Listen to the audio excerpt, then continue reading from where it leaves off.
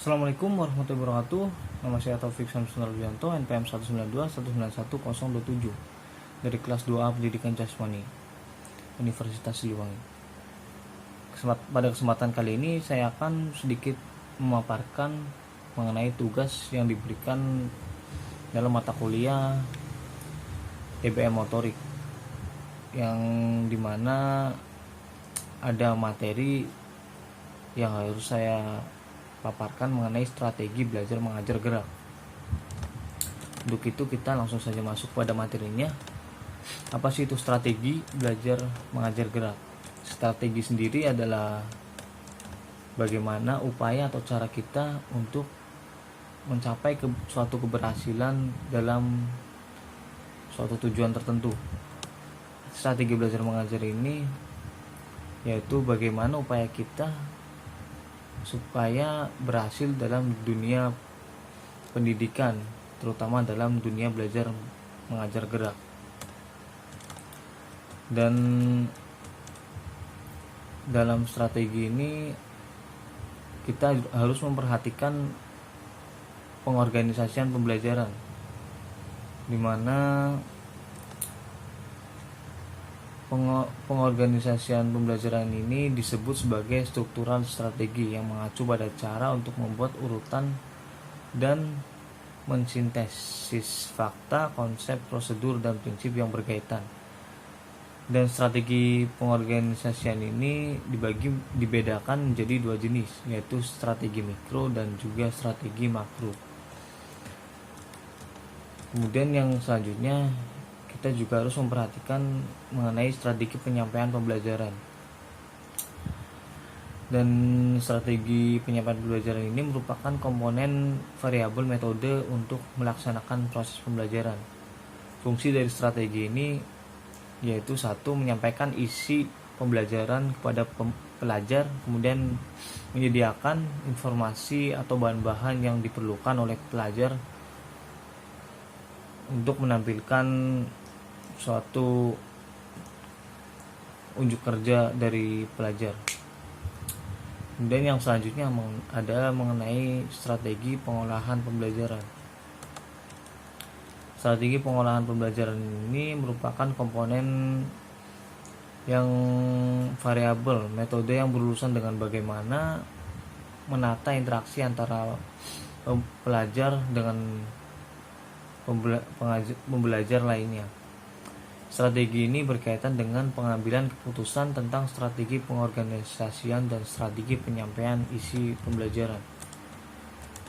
Dan di dalam strategi belajar mengajar gerak ini kita juga harus memperhatikan mengenai pengaturan materi belajar, yang dimana dalam proses belajar mengajar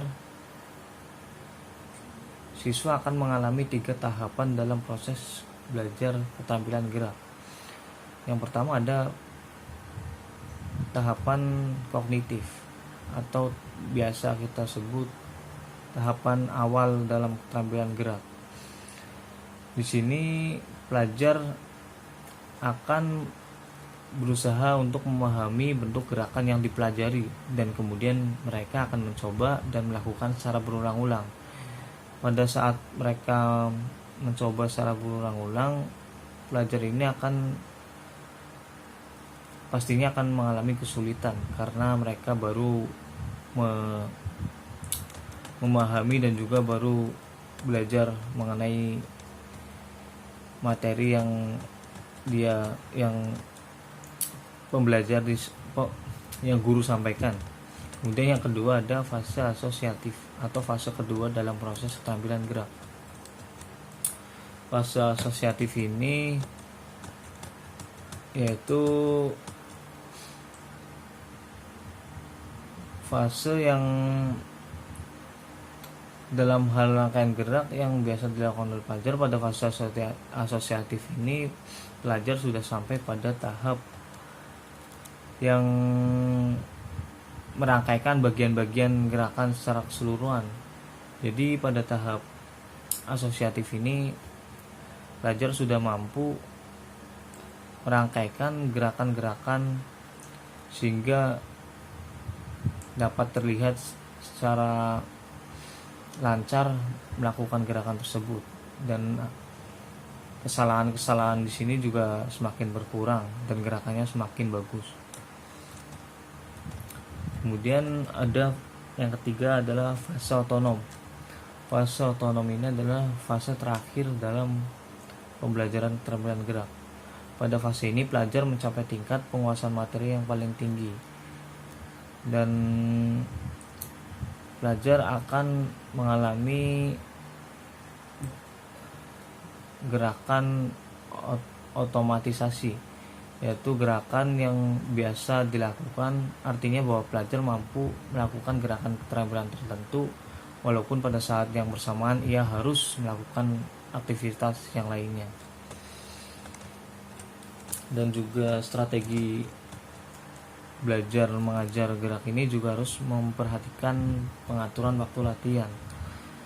Pengaturan waktu latihan ini berkaitan dengan seberapa lama siswa akan mengalami atau melakukan tugas belajar gerak.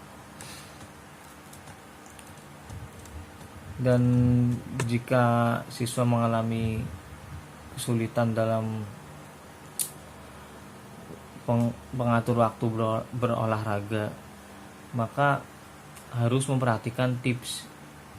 Yang pertama, jadwal olahraga harus fleksibel atau membagi waktu latihan agar pelajar dapat menyesuaikan sesuai jadwal harian. Kemudian yang kedua, masukkan olahraga dalam jadwal harian. Dan yang ketiga, memiliki rencana cadangan. Yang keempat, ubah cara berpikir Anda. Yang kelima, nikmati aktivitasnya. Kemudian yang selanjutnya ada pengaturan lingkungan belajar. Dalam proses belajar mengajar gerak, tentunya kita juga harus memperhatikan mengenai lingkungan belajar, yang dimana lingkungan belajar akan sangat berpengaruh terhadap perkembangan keterampilan gerak siswa atau anak.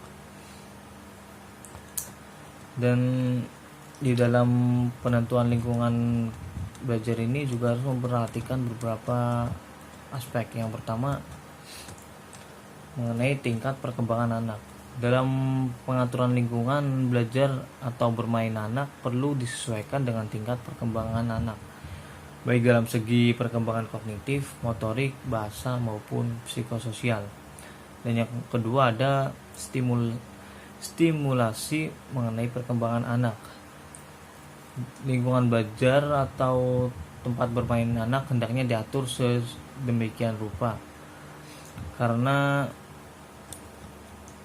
lingkungan tersebut harus memberikan kesempatan yang luas kepada anak untuk bereksplorasi, penyelidikan, interaksi sosial, komunikasi, dan peningkatan kemampuan koordinasi gerakan motorik.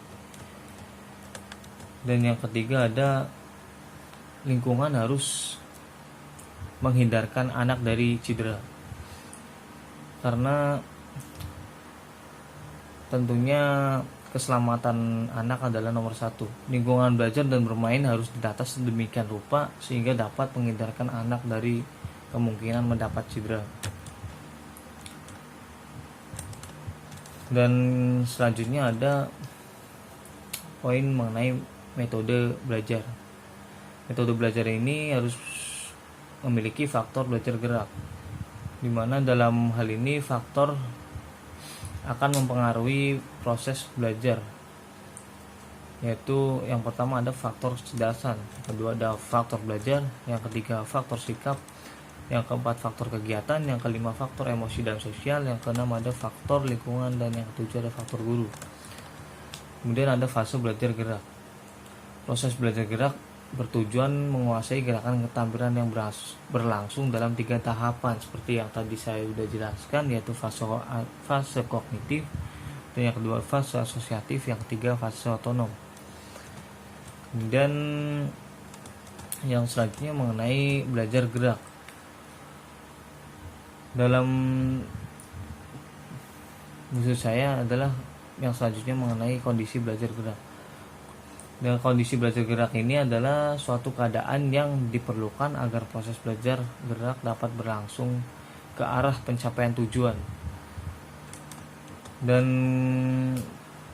kondisi belajar gerak ini harus meliputi keadaan pada diri pelajar dan keadaan yang ada di luar diri pelajar. Jadi kondisi belajar gerak ini meliputi faktor internal dan juga, maksud saya kondisi internal dan juga kondisi eksternalnya. Untuk mungkin sekian pemaparan materi mengenai belajar mengajar keterampilan gerak. Kurang lebihnya mohon dimaafkan. Dan kesimpulan yang bisa saya ambil yaitu belajar gerak atau olahraga merupakan bagian dari belajar yang melibatkan emosi, perasaan, dan aktivitas fisik. Belajar yang menekankan pada berpikir disebut kognitif, yang menekankan pada aktivitas emosi atau perasaan disebut afektif, dan yang menekankan pada gerak tubuh disebut psikomotorik.